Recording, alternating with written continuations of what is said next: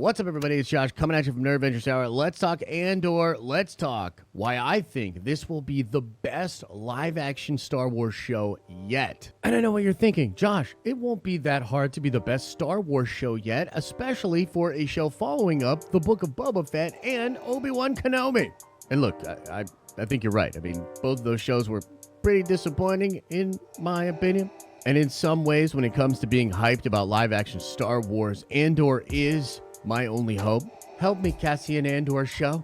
You're my only hope. But The Mandalorian is freaking amazing and definitely the best Star Wars show that we have and some people's favorite Star Wars that Disney has done. And I truly believe that Andor has the ability to surpass and eclipse even The Mandalorian. So let's talk about why, and let's begin by talking about the talent that will be on the Andor show, mostly Tony Gilroy. Okay, so Rogue One, in my opinion, probably the best movie that Disney has done with Star Wars so far. It's gritty, it's got interesting characters, it seems to know that it's Star Wars, and it has so much Star Wars stuff, like all the Star Wars stuff in it. Like, I think most Star Wars fans can agree that even if Rogue One isn't maybe their favorite movie that Disney has done with the Star Wars brand, they can at least agree that it's one of the better ones. And a lot of that has to do with Tony Gilroy, okay? So if you didn't know, the movie was in trouble and they bring on Tony Gilroy, and I believe paid him $15 million to come help Gareth Edwards fix up the last act of Rogue One and basically reshape the Rogue One story. And interestingly enough, for the Andor show, which is taking that character that stars in Rogue One, that is not bringing back Gareth Edwards, and instead they are bringing back Tony Gilroy. And guys, Tony Gilroy is absolutely legit. So maybe you only know him as the guy that came in and saved Rogue One, but this is the dude that wrote the Bourne movies, the Jason Bourne movies. He wrote many of them and even directed one of them. He also wrote and directed Michael Clayton, which is a fantastic movie if you have not seen it. The point is, this dude is all the way legit, has a long history of incredible screenplays and awesome movies that he has directed. And so unlike a situation like Kenobi, where you have Stuart Beatty creating a pretty cool movie script and then hiring somebody like Joby Harold, who wrote the Zack Snyder Army of Darkness film and also wrote the Guy Ritchie King Arthur movie. In this situation with Andor, they are bringing on somebody like Tony Gilroy, and the way he talked about the story he wants to do in these 24 episodes is he called it a novel. He wrote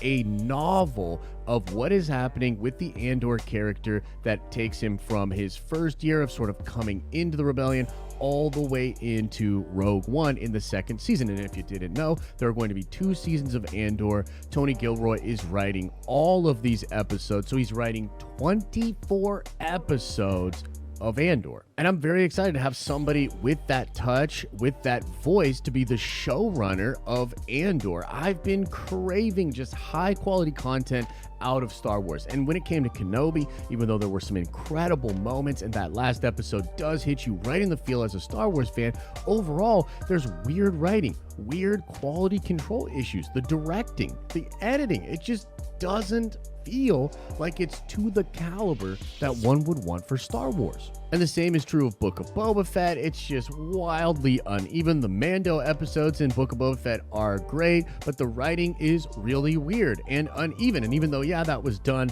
by Jon Favreau, it feels like it was kind of a rushed out project, and maybe Favreau's main focus was on Mandalorian Season 3 and Ahsoka.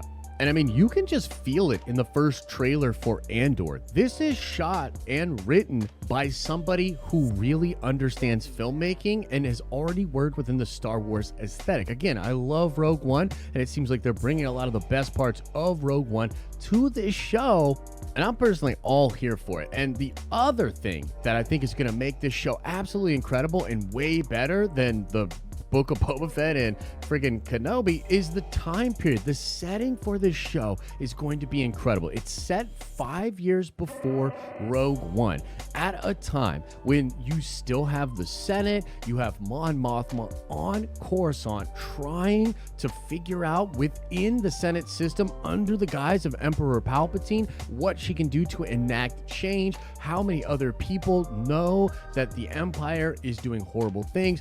She's trying to recognize out there what kind of people can she trust to take us to the point where there is this budgeting rebellion at Rogue One. I think Star Wars works really well within this time period where the Empire is still a massive threat. I mean, that's part of the reason why Rogue One is so cool. The Empire is just lingering over everything. The sight of a Star Destroyer over Jeddah, very imposing. And a lot of what the Empire is doing at this time is incredibly interesting as well. We see shots of possible engineers, possible cloning and Camino-like things. And unlike Book of Boba Fett and Kenobi, which were majorly focused on particular characters and particular storylines, Andor seems to be really wide in its gaze. Like, the different kinds of characters that I think you'll meet in Andor are going to be very vast, very eclectic. We're going to see a lot of different people from within the Empire. I think you'll see a lot of different senators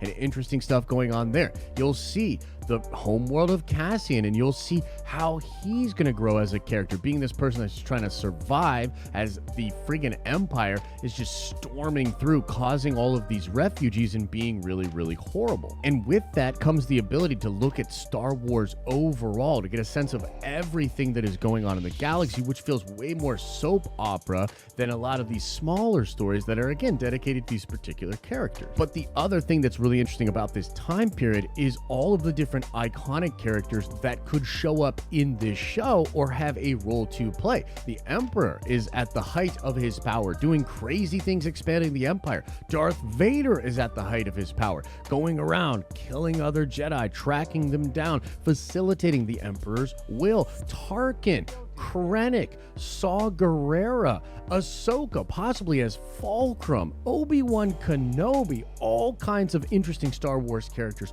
were doing really important things at this time in the galaxy.